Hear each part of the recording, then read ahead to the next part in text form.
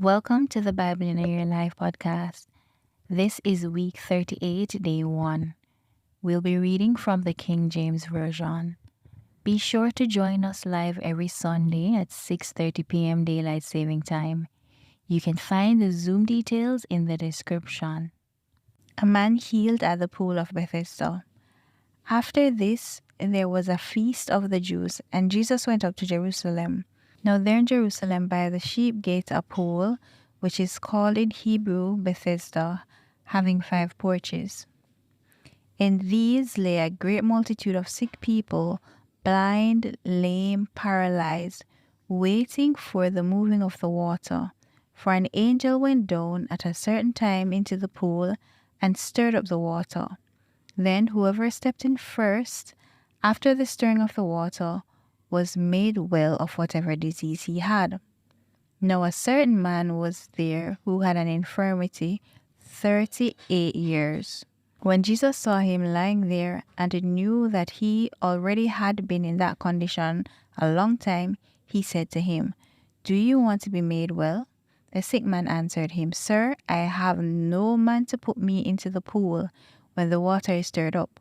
But while I am coming, another steps down before me." Jesus said to him, "Rise, take up your bed and walk."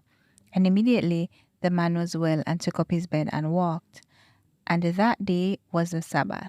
The Jews therefore said to him who was cured, "It is the Sabbath. It is not lawful for you to carry your bed." He answered them, "He who made me well said to me, 'Take up your bed and walk.'"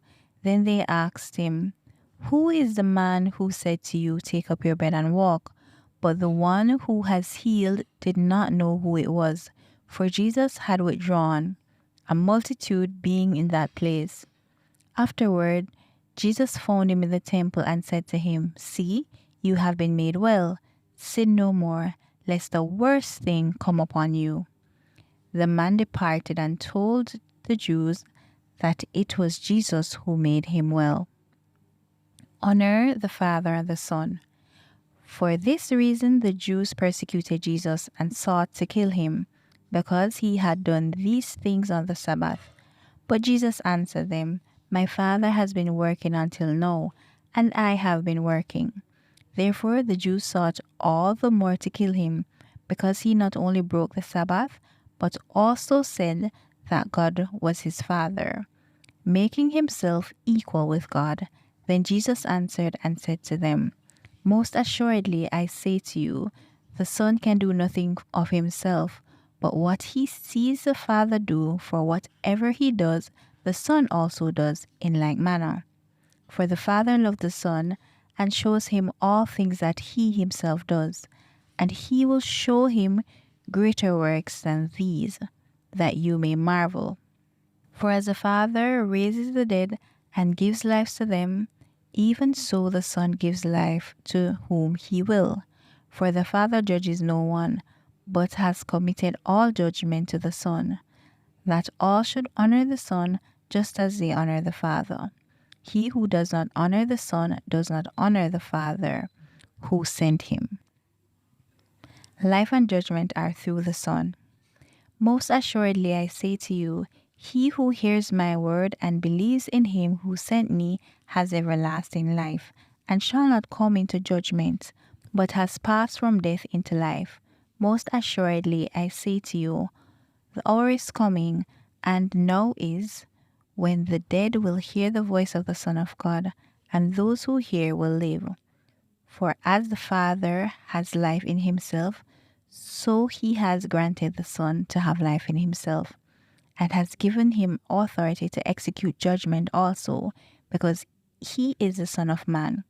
Do not marvel at this, for the hour is coming in which all who are in the graves will hear his voice and come forth, those who have done good to the resurrection of life, and those who have done evil to the resurrection of condemnation. I can of myself do nothing.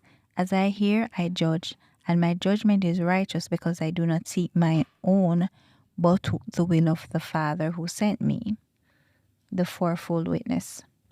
If I bear witness to myself, my witness is not true. there is another who bears witness of me, and I know that the witness which he witnesses of me is true.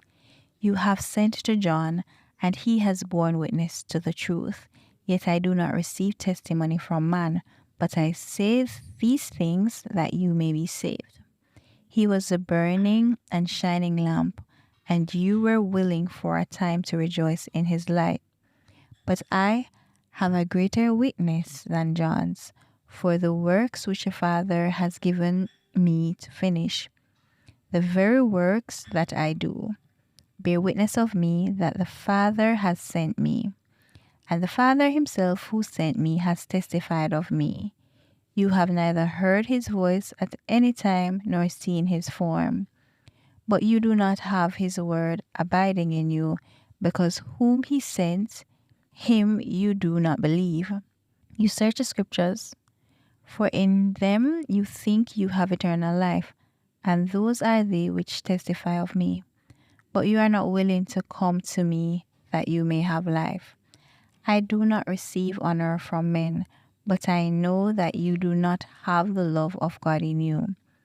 I have come in my Father's name, and you do not receive me. If another comes in his own name, him you will receive. How can you believe who receive honor from one another and do not seek the honor that comes from the only God?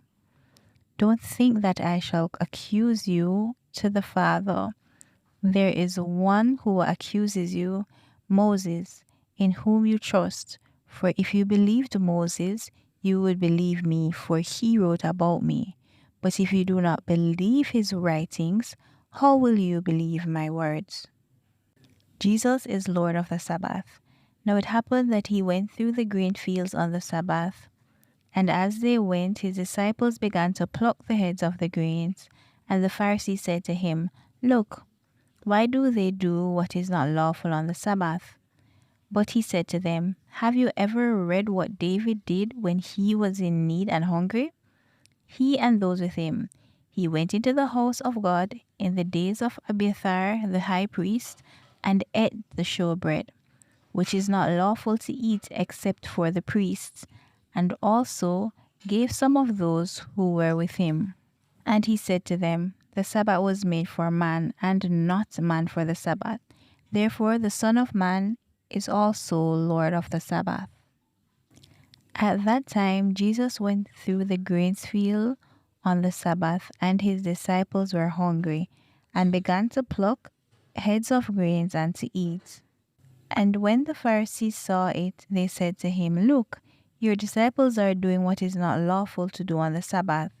But he then said to them, Have you not read what David did when he was hungry?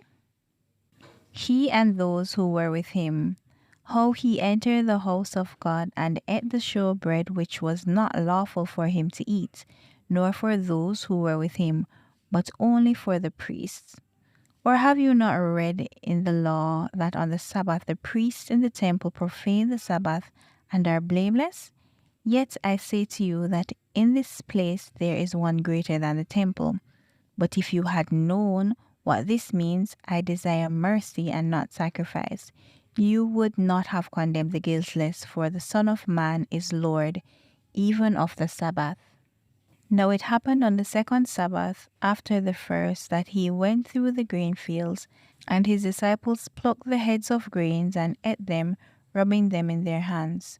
And some of the Pharisees said to them, Why are you doing what is not lawful to do on the Sabbath? But Jesus answering them said, Have you not even read this, what David did when he was hungry, he and those who were with him, how he went into the house of God, took and ate the showbread, and also gave some of those with him, which is not lawful for any but the priests to eat? And he said to them, The Son of Man is also Lord of the Sabbath. Healing on the Sabbath. And he entered the synagogue again, and a man was there whom had a withered hand.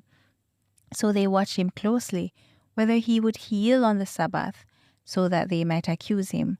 And he said to the man who had the withered hand, Step forward.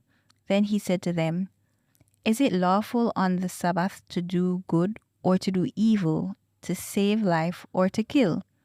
But they kept silent. And when he looked around at them with anger, being grieved by the hardness of their hearts, he said to the man, "Stretch out your hand."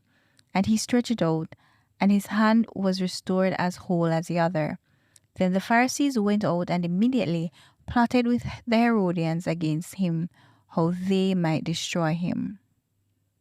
Now when he had departed from there, he went into their synagogue, and behold, there was a man who had a withered hand. And they asked him, saying, "Is it lawful to heal on the Sabbath?" that they might accuse him.